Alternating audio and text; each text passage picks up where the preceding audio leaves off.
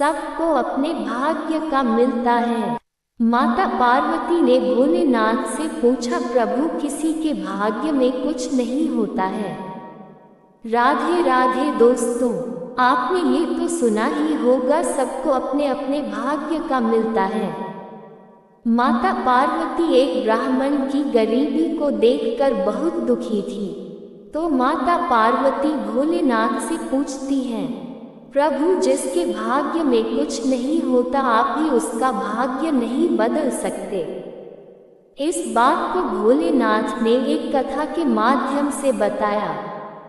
भोलेनाथ माता पार्वती को कथा सुनाना प्रारंभ करते हैं। भोलेनाथ के सच्चे भक्त हो तो कथा को पूरा जरूर सुनना।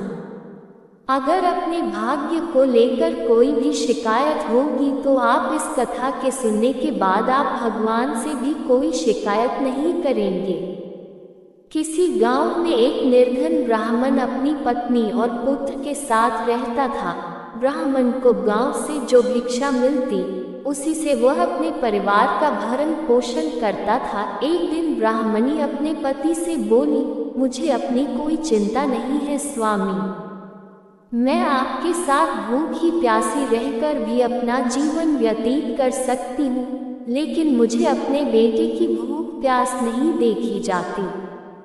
ब्राह्मण बोला, मैं तुम्हारी भावनाओं को समझता हूँ प्रिय, लेकिन भाग्य के लेख को विधाता भी नहीं बदल सकता। हमारे भाग्य में निर्धन रहना ही लिखा है।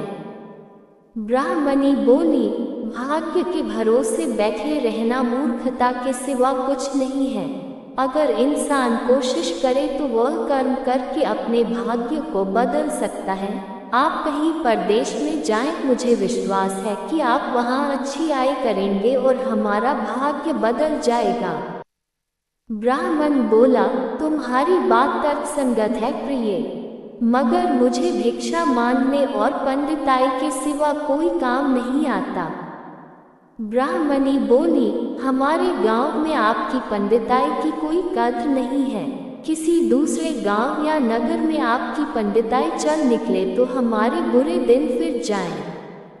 अपनी पत्नी की सलाह मानकर ब्राह्मण दूसरे नगर में पहुंच गया। उसका दुर्भाग्य उस पर घात लगाए बैठा था। नगर में उसे कोई टके सेर पूछने वाला भी नहीं मिला। हालातों को देखते हुए वह सोचने लगा कि इस नगर से उसका गांव ही अच्छा है। नगरवासी तो पूरे नास्तिक हैं, उसे भिक्षा तक भी देने को तैयार नहीं है। ये सोचकर वह थक हार कर अपने गांव लौट आया और पहले की भांति पंडिताई करके और भिक्षा मांगकर अपना गुजारा करने लगा। एक दिन वह भिक्षा मांगकर लौट रहा था, तभी उधर से भगवान शिव माता पार्वती के साथ गुजरे। उस निर्धन ब्राह्मण की हालत देखकर माता पार्वती ने ब्राह्मण की तरफ संकेत करते हुए भगवान शिव से कहा, आप इस ब्राह्मण को देख रहे हैं स्वामी? शिव बोले, हाँ, वह बहुत निर्धन है और दुखी भी है। पार्वती बोली, आप उसके दुख का निवारण करें ना। एक तो ब्राह्मण, दूसरे दरिद्र, मुझसे उसका दुख देखा नहीं जाता। शिव बोले, यह मृत्युलोक है प्रिय, यहाँ हर प्राणी किसी न किसी दुख से त्रस्त है। सब अपने अपने कर्मों का फल भोग रहे हैं। तुम किस किस का दुख दूर कराओगी? पार्वती बोली, आपको उस निर्धन ब्राह्मण को धनवान बनाना होगा स्वामी।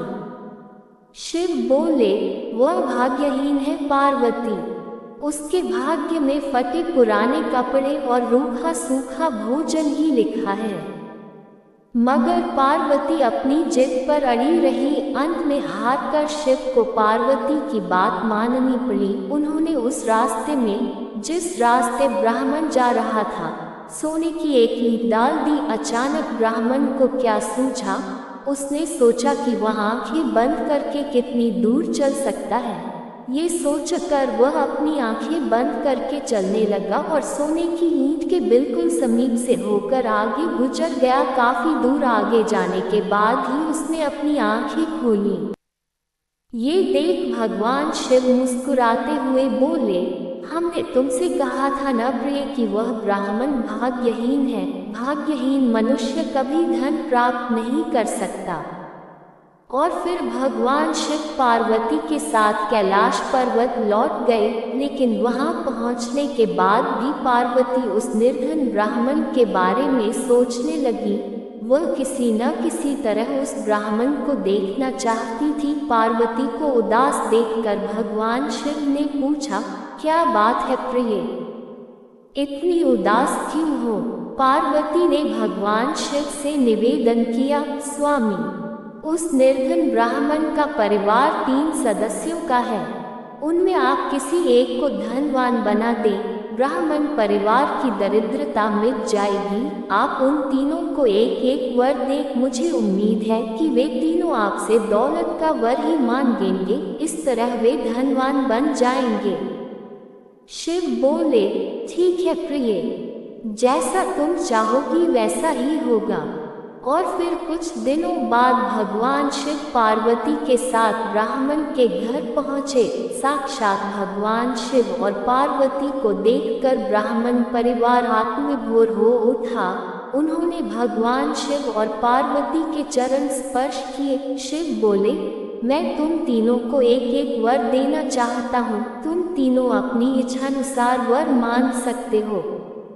ब्राह्मणी उतावली होते हुए बोली, पहले मुझे वर दीजिए प्रभु। भगवान शिव ने कहा, मांगो, क्या चाहती हो? काफी सोचने समझने के बाद ब्राह्मणी बोली, भगवान, मुझे दुनिया की इस सबसे अधिक खूबसूरत और जवान औरत बना दीजिए। मरते दम तक मेरी जवानी और सुंदरता कायम रहे। भगवान शिव ने मुस्कुराकर कहा, तथास्तु। अगले ही पल बूढ़ी ब्राह्मणी एक जवान और खूबसूरत युवती के रूप में बदल गई। उसी समय उनके घर के सामने से गांव के जमींदार का पुत्र गुजर रहा था, जो घोड़े पर सवार था। उसने खूबसूरत ब्राह्मणी को देखा तो उस पर मुग्ध हो उठा। वह इस खूबसूरत ब्राह्मणी से शादी करेगा, ये सोचकर उसने उसे अपने घोड़े पर बैठाया और घोड़ा अपनी हवेली की तरफ दौड़ा दिया। ये देख ब्राह्मण अपनी छाती पीटते हुए विलाप करने लगा, हाय मेरी पत्नी, रो मत। ब्राह्मण श्रेष्ठ, तुम भी मुझसे कोई वर मांग लो, जो मांगोगे तुम्हें मिलेगा। भगवान शिव सांत्वना देते हुए बोले, मेरी पत्नी को वापस बुला लीजिए प्रभु, मुझे इसके सिवा कुछ भी नहीं चाहिए। ब्राह्मण ने निवेदन करते हुए कहा। भगवान शिव बोले, तथास्तु। देखते ही देखते ब्राह्मणी वहां खड़ी थी। अपनी पत्नी को अपने सामने देखकर ब्राह्मण ने राहत की सांस ली। भगवान शिव ने ब्राह्मण पुत्र से कहा, तुम क्या वर मांगते हो बेटा? ब्राह्मण पुत्र ने काफी सोचने समझने के बाद कहा, भगवान, मुझे कुछ नहीं चाहिए, लेकिन आप मेरी माँ को पहले जैसी बूढ़ी बना दीजिए। तथास्तु। भगवान शिव ने कहा और अगले ही पल ब्राह्मणी पहले के समान बूढ़ी हो गई। ब्राह्मण परिवार की मूर्खता पर पार्वती ने अपना माथा पीट लिया।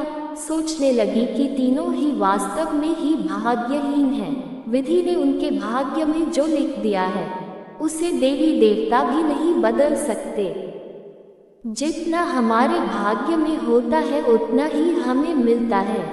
लाख कोशिशों के बाद भी हमारा भाग्य नहीं बदला जा सकता है।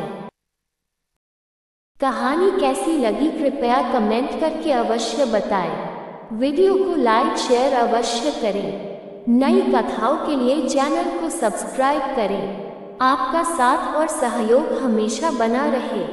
राधा रानी की कृपा आप सभी पर बनी रहे। धन्यवाद। राधे राधे।